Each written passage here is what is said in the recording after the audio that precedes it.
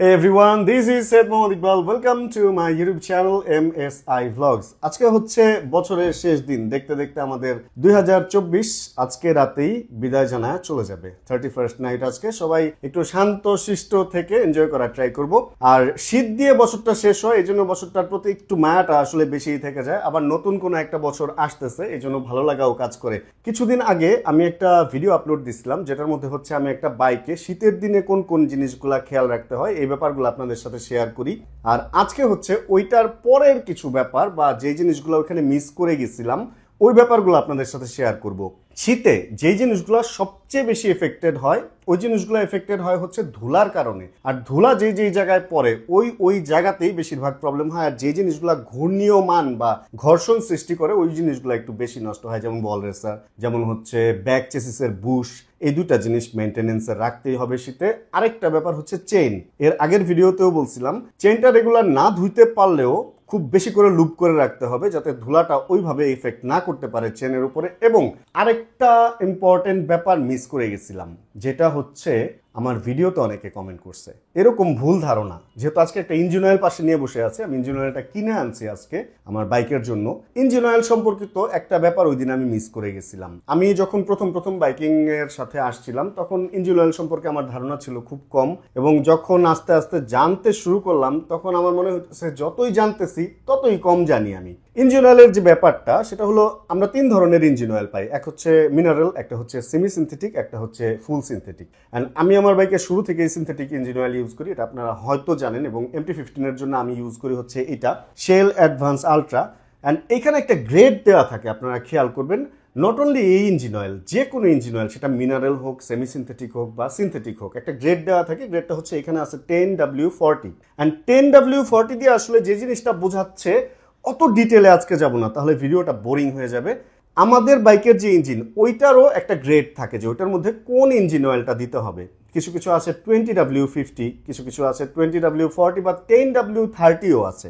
আমার যেটা bike MT-15 বা R15 ওটাতে হচ্ছে 10W40। অ্যান্ড এই গ্রেডটা বানানো হয়েছে তিনটা ইঞ্জিন অয়েলের মধ্যেই। এক হচ্ছে মিনারেল, দুই হচ্ছে সেমি সিনথেটিক, তিন হচ্ছে সিনথেটিক। তিনটা গ্রেডের মানে তিনটা কি বলে এটাকে, তিন রকমের ইঞ্জিন অয়েলের মধ্যেই এই সেম গ্রেডের ইঞ্জিন অয়েলটা পাওয়া যায়। এবং শীত নিয়ে কথা বলতে গিয়ে ইঞ্জিন অয়েলের কথা যে কারণে বলতেছি, অনেকেরই এরকম একটা ধারণা আছে যে গরমের দিনে একটু থিক ইঞ্জিন অয়েল ইউজ করতে হয় এবং শীতের দিনে একটু পাতলা ইঞ্জিন অয়েল ইউজ করতে হয়। অনেকে এরকম কথাও বলে যে সিনথেটিক হচ্ছে একটু পাতলা ইঞ্জিন অয়েল। আসলে ব্যাপারটা এমন কিছুই না। মূলত হচ্ছে সিনথেটিক ইঞ্জিন অয়েলটা আর্টিফিশিয়ালি অনেক স্ট্রং ভাবে বানানো, হেভি ডিউটি করার জন্য, মানে হেভি একটা ডিউটি যাতে আপনাকে দিতে পারে, ভালো একটা সার্ভিস যাতে আপনাকে দিতে পারে, এবং অনেক কিলো পর্যন্ত যাতে আপনি ভালো চালাইতে পারেন, সেটা গরম হোক বা শীত হোক। কারণ এই ইঞ্জিন অয়েলটাকে যেভাবে বানানো হয়েছে এটা হচ্ছে আমাদের দেশের জন্য যাতে সুইটেবল হয় ওই জন্যই বানানো হয়েছে। এই আমার সেম বাইকটা যদি রাশিয়াতে চলতো তাহলে অবশ্যই সেম গ্রেডের ইঞ্জিন অয়েল ওটার জন্য ইঞ্জিনে রিকমেন্ডেড থাকতো না। এবং যদি এটা সৌদি আরব বা মরুভূমিতে চলতো তাহলেও সেম এই গ্রেডের ইঞ্জিন অয়েলটা তখন থাকতো না।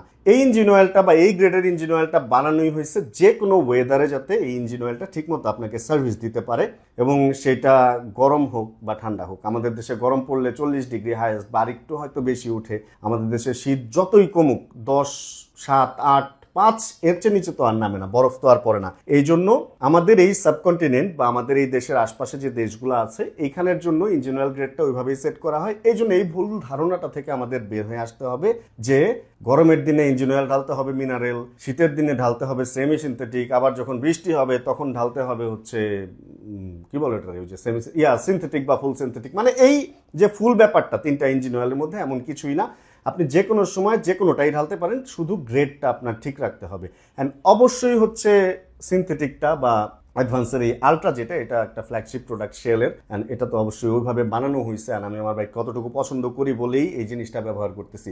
ইঞ্জিন অয়েলের কথা এখানে শেষ করি, এরপরে আসি এয়ার ফিল্টারের একটা ব্যাপার। শীতের দিনে হচ্ছে ধুলা অনেক বেশি উড়ে, এই জন্য অবশ্যই ভালো মানের অরিজিনাল এয়ার ফিল্টার ব্যবহার করবেন। কারণ বাতাসের ধুলাটা সাক করে যখন ইঞ্জিনে দেয়, মানে বাতাস থেকে ধুলাটাকে সাক করে যখন কি বলে এটারে ফিল্টার করে যখন ইঞ্জিনে দেয়, তখন যদি ওটা ঠিকমতো না ধরে রাখতে পারে তাহলে আপনার ইঞ্জিনটা এফেক্টেড হবে। বৃষ্টির দিনের চেয়ে শীতের দিনে ধুলা অনেক বেশি থাকে, এবং এয়ার ফিল্টারটা চেষ্টা করবেন একটু ঘন ঘন চেঞ্জ করার বা একটু ঘন ঘন চেক করার। আর একটা জিনিস করবেন না, কখনো এয়ার ফিল্টারটাকে মানে হাওয়া মেরে পরিষ্কার করবেন না। 3 থেকে 4,000, 5,000, 6,000 যাই চলুক একবারে ফেলে দিবেন। আপনি ওই যে হাওয়া মেরে যখন পরিষ্কার করবেন এই ছিদ্রগুলা বড় বড় হয়ে যাবে এবং আপনার ইঞ্জিনটা খুব তাড়াতাড়ি নষ্ট হবে, এরকম একটা ব্যাপার হবে।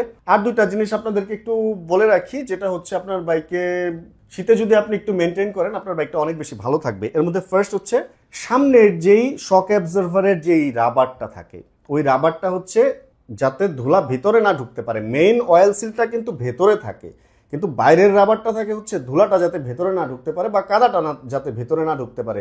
কাদার ভেতরে যেই ধুলাগুলা থাকে বা যেই কণাগুলা থাকে ওর চেয়ে শীতের দিনে যেগুলো উড়ে ওগুলো আরো সূক্ষ্ম এবং আরো ধারালো। এই কারণে ব্রাশ দিয়ে যদি পরিষ্কার করতে পারেন ভালো, আর তা না হলে সবচেয়ে যেটা ভালো হয় রেগুলার যদি একটু পানি দিয়ে ধুয়ে রাখতে পারেন রাতে যখন বাইকটা আপনি পার্ক করেন বা বাসায় রাখেন বা কয়েকদিন ইউজ না করেন, তাহলে আপনার রয়্যাল সিলটা কাটবে না। আর সেকেন্ড হচ্ছে প্রত্যেকটা বাইকেরই ব্যাক চেসিসের যে বুশটা থাকে এইটাও পানি দিয়ে না ধুইলেও ওই জায়গাটা যাতে ক্লিন থাকে এই ব্যবস্থাটা আপনার করতে হবে। বাতাস মারতে পারলে ভালো, পানি দিয়ে ধুইতে পারলে আরো ভালো।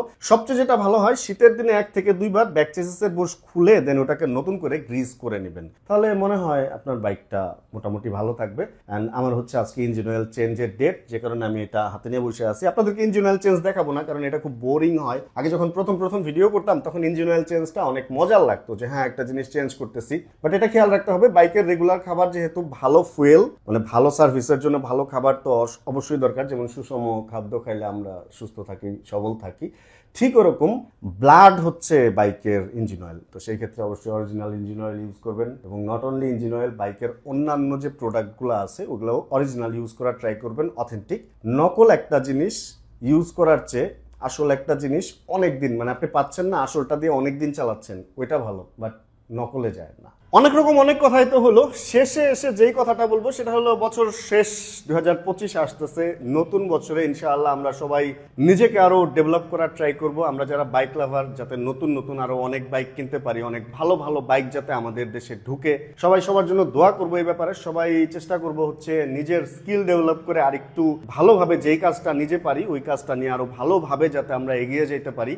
অ্যান্ড কিরকম যেন ফর্মাল লাগতেছে আসলে, একটা বছর শেষ, একটা বছর আসতেছে, কিরকম টিচারদের মতো নতুন বছর সম্পর্কে অভিনন্দন জানাইতেছি। বাট তারপরেও আসলে এইটাই সত্যি যে একটা বছর যাওয়া মানে হচ্ছে আপনার আমার জীবন থেকে একটা বছর চলে যাওয়া, কারণ এই বছরটা আমরা আর ফেরত পাবো না। এই জন্য সামনের বছরটা যেটা আসতেছে 365টা দিন আমরা পাবো। এই 365টা দিনে আমাদের এরকম টার্গেট যাতে থাকে যে আমরা আগের বছরে যে ভুলগুলা করছি ওগুলা থেকে শুধরে যাতে আরো সুন্দরভাবে সামনের বছরে এমন কিছু করতে পারি যাতে পরের বছরটা আমাদের অত কষ্ট না করলেও হয়। 365 দিন কম না। তাহলে সামনের বছরের জন্য ভালো কিছু করার অভিনন্দন জানিয়ে আজকের এই ভিডিওটা এখানে শেষ করব। অ্যান্ড অবশ্যই আপনারাও আমার জন্য দোয়া করবেন। আপনাদের সাপোর্টে আমি দেখতে প্রায় 5 বছর পার হয়ে এই MSI Vlogs চ্যানেলটা হচ্ছে 6 বছরে পড়লো। অনেকটুকু আমরা আসছি, ইনশাল্লাহ একসাথে আমরা আরো অনেকটুকু যাব।